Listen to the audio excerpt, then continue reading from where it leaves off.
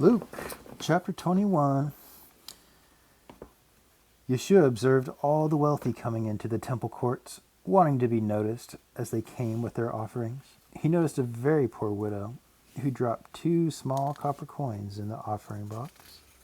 "Listen to me," he said. "This poor widow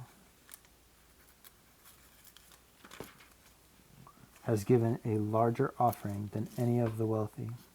For the rich only gave out of their surplus, but she sacrificed out of her poverty and gave to God all that she had to live on."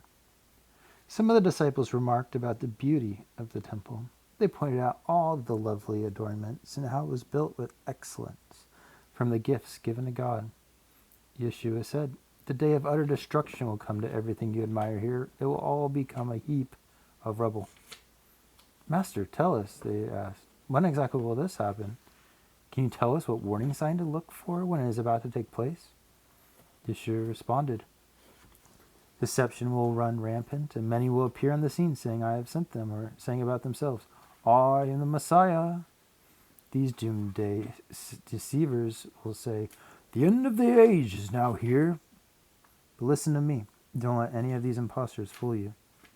There will be also many wars and revolutions on every side, with rumors of more wars to come. Don't panic or give in to your fears, for these things are bound to happen. There is still not the end yet." Yeshua continued, "There will be upheavals of every kind. Nations will go to war against each other, and kingdom against kingdom. There will be terrible earthquakes and seismic events of epic proportion that result in famines in one place after another.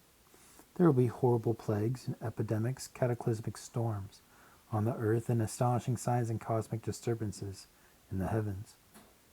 But before all this happens, you will be hunted down and arrested, persecuted by both civil and religious authorities, and thrown into prison. And, because you follow me, you will go on trials before kings and government leaders as an opportunity to testify to them in my name. Yet determine in your hearts not to prepare for your own defense. Simply speak with the words of wisdom that I will give you that moment, and none of your persecutors will be able to withstand the grace and wisdom that comes from your mouths. You can expect betrayal even by your parents, your brothers, your relatives and friends, and yes, some of you will die as martyrs. You'll be hated by all because of my life and you. But don't worry, my grace will never desert you or depart from your life. Stand firm with patient endurance, and you will find your soul's deliverance. When you see Jerusalem surrounded by armies, you will know for sure that its devastation is imminent. At that time, all who are living in Judea must flee to the mountains. Those who live inside the city gates leave and flee, and those who live outside the city must not enter it, seeking refuge. For these will be the days of God's vengeance, to fulfill what has been written against Jerusalem. It will be extremely difficult for pregnant women and for nursing little ones on that day. For great persecution and wrath will rise against this nation. Many will be cut down by the sword or scattered as prisoners to many countries. And Jerusalem shall be trampled down by nations until the days of world empires come to an end.